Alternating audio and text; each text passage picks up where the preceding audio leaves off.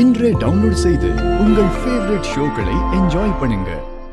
வீட்ல வேலை பாக்குறவங்களுக்கு தீபாவளிக்கு gift கொடுக்க எல்லா ஏற்பாடும் ரெடியா இருக்கா? எல்லாம் ரெடியா இருக்குக்கா. நீங்க எப்ப சொல்றீங்களோ அப்ப கொடுத்துடலாம். சரி, இன்னைக்கே கொடுத்துடலாம். நீ எல்லாத்தையும் ரெடி பண்ணி வச்சுக்கோ. சரிங்கக்கா.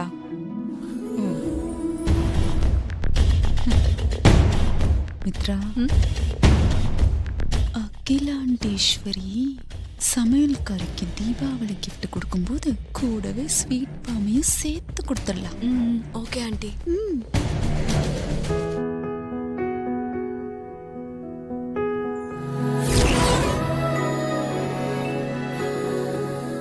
இந்த மாதிரி சீரெல்லாம் என்னால மாமாவுக்கு செய்ய முடியாது. ஆனா இந்த தீபாவளி மாமாவுக்கும் எனக்கும் தலை தீபாவளி ஆச்சே.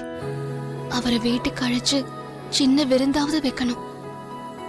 போன வருஷம்தான் அருணுக்கும் ஐஸ்வர்யாவுக்கும் தலை தீபாவளி. நீங்க சீர்வரிசையெல்லாம் ரொம்ப தடபுடலா பண்ணீங்க. இந்த வருஷம் எதுக்காக இவ்ளோ? எங்களுக்கு இருக்கிறது ஒரே பொண்ணு, அதனால எல்லா தீபாவளியுமே எங்க மாப்பிள்ளைக்கு தலை தீபாவளி தான். அட என்னக்கா நீங்க இதெல்லாம் ஒரு பெரிய விஷயமா பேசிட்டு இருக்கீங்க? சாதாரண குடும்பத்துல சாப்பாட்டுக்கு வழி இல்லாதவங்க கூட பண்டிகை எல்லாம் வந்துருச்சுன்னா கடனை உடனே வாங்கி கூட மாப்பிள்ளைக்கு சீர் செய்வாங்க. இவரு ஆதிக்கடவர் குடும்பத்துல சம்பந்தம் வச்சிருக்காரு, சும்மா விட்டுற முடியுமா?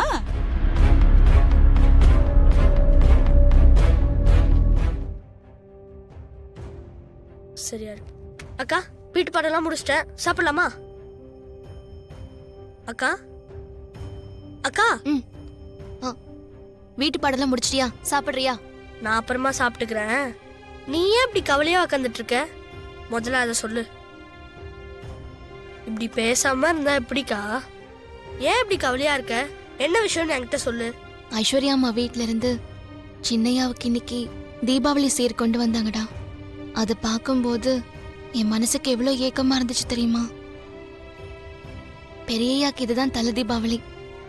தீபாவளி சீர் செஞ்சு அவரை முறையா மாமனார் வீட்டுக்கு கூப்பிடணும். பெரியய்யா வீட்டுக்கு கூட்டிட்டு வந்து வேட்டி சட்டெல்லாம் கொடுத்து அப்பா அவருக்கு மோதிரெல்லாம் போட்டு மரியாதை செய்யணும். தலை வாழையில போட்டு விருந்து வைக்கணும். அம்மா இருந்தாலாவது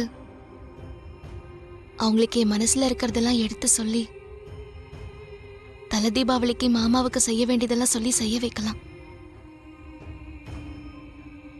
ஆனா அதுக்கும் கொடுத்து வைக்கல. தலை தீபாவளி விஷயமா ஆதி உன்கிட்ட ஏதாவது ஃபீல் பண்ணானா பார்வதி? அவர் என்கிட்ட எதுவும் சொல்லல மாமா. நான் தான் அவரை தலை தீபாவளிக்கு எங்க வீட்டுக்கு கூப்பிட்டு மரியாதை செய்யணும்னு ஆசைப்படுறேன். கல்யாணமான ஒவ்வொரு பொண்ணுக்கும் இருக்கிற நியாயமான ஆசைதான், அது தப்பில்ல பார்வதி. ஆனா சுந்தரம் தான் அதை புரிஞ்சுக்க மாட்டேங்கிறாரே, இப்ப என்ன பண்றது? நானும் அக்காவும் அப்பா கிட்ட எவ்வளவோ பேசி பார்த்துட்டோம். அவர் ரொம்ப கோவமா இருக்காரு. தலை தீபாவளி கனவெல்லாம் மூட்டை கட்டி வச்சுட்டு வேலையை பாருங்கன்னு சொல்லிட்டாரு. நீங்க எனக்காக ஒரு உதவி பண்ணணும்.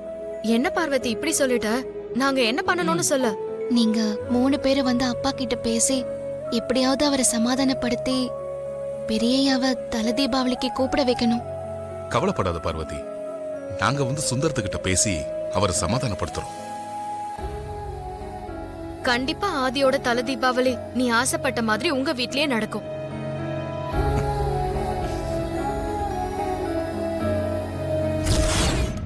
நீங்க எல்லாம் எந்த நம்பிக்கையில இப்படி எல்லாம் சொல்றீங்கன்னு எனக்கு புரியல. ஏன் சுந்தரம் இப்படி நெகட்டிவா யோசிக்கிற? நீ வேணா பாரு, ஆதி பார்வதி கல்யாணத்தை கண்டிப்பா அகிலா ஏத்துக்குவா. அம்மாவை பத்தி நல்லா தெரிஞ்சிருந்தோம். எந்த நம்பிக்கையில நீங்க இப்படி எல்லாம் பேசுறீங்கன்னு எனக்கு தெரியலீங்க ஐயா. இவங்க விஷயம் அம்மாவுக்கு தெரிய வந்து உயிர் பலி இல்லாம தப்பிச்சிட்டாலே பெரிய விஷயம்னு நான் பயந்துகிட்டு இருக்கேன். இவங்களுக்கு நடந்த கல்யாணம் அம்மாவுக்கு தெரியாம இருக்கிறதுனால தலை தீபாவளி கூட அம்மாவுக்கு தெரியாம தான் நம்ம கொண்டாடி ஆகணும். அதனால உங்களுக்கு எந்த பிரச்சனையுமே இருக்காது. அப்புறம் எதுக்கு இப்படி யோசிக்கிறீங்க? தப்புக்கு மேல தப்பு பண்றதுக்கு நான் தயாராயிடல சின்ன தம்பி, என்னை விட்டுருங்க. நாம 2 பேர் சொல்றதுல ஏதாவது ஒண்ணுதான் நடக்கும். அந்த ஒண்ணு எதுன்னு டெஸ்ட் பண்ணி பார்க்கலாம்.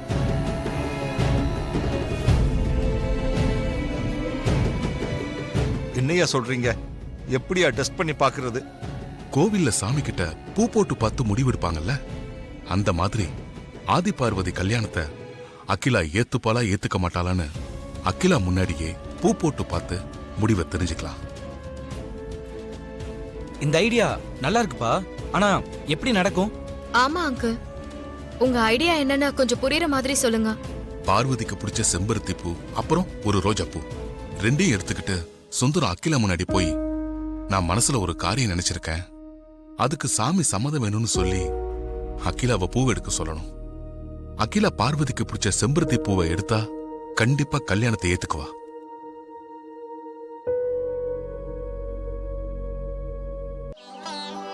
அம்மா கிட்ட இருந்து சம்மதம் கிடைச்சாதான் அப்பா மாமாவை தலை தீபாவளிக்கு அழைப்பாரு. அம்மா கிட்ட இருந்து சம்மதம் கிடைக்குமா? அம்மா எந்த பூவை எடுப்பாங்க? நல்ல முடிவு கிடைக்குமா?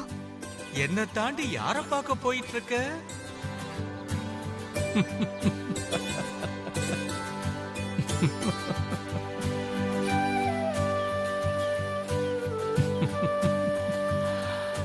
என்ன தாண்டி யார பார்க்க போயிட்டு இருக்க? உங்களை பார்க்க தான் தாத்தா வந்தேன். ஏதோ ஞாபகத்துல நீங்க இருக்கிறத நான் கவனிக்கல. உன்னோட கவனம் எல்லாம் எங்க இருக்குன்னு எனக்கு நல்லா தெரியும். ஆமா, தூக்குல என்ன கொண்டு வந்திருக்க? தீபாவளிக்கு பலகாரம் பண்ண தாத்தா, உங்களுக்காக தான் கொண்டு வந்தேன். பரவாயில்லையே, என்ன மறக்காம பலகாரம்லாம் கொண்டு வந்திருக்கியே. என்ன கொண்டு வந்திருக்க? குடு பார்க்கலாம்.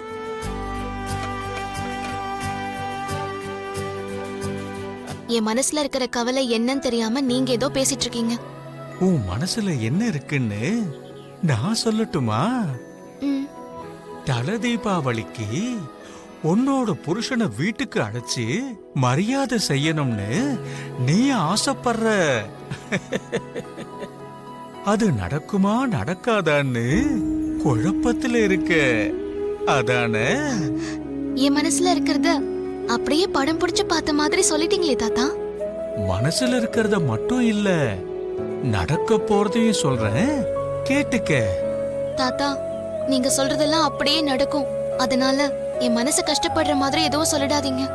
அதை என்னால தாங்கிக்கவே முடியாது. அப்புறம் என்ன சந்தோஷப்படுத்தி பாக்குற உன்ன நானும் சந்தோஷப்படுத்தி பார்க்கணும்னு தான் ஆசைப்படுறேன். உன்னோட மனசு சந்தோஷப்படுற மாதிரி உன் புருஷனுக்கு தல தீபாவளிக்கு உண்டான மரியாதை கண்டிப்பா கிடைக்கும். ரொம்ப சந்தோஷம் தாத்தா. இது வரைக்கும் நீங்க சொன்னது எல்லாமே சொன்ன மாதிரி நடந்திருக்கு. இப்ப அதே மாதிரி இப்ப சொன்னதும் நடந்துருச்சுன்னா, நீங்க சொன்ன மாதிரி இது எனக்கு மறக்க முடியாத தீபாவளி தான் தாத்தா. பலகாரம் ரொம்ப நல்லா இருக்கு.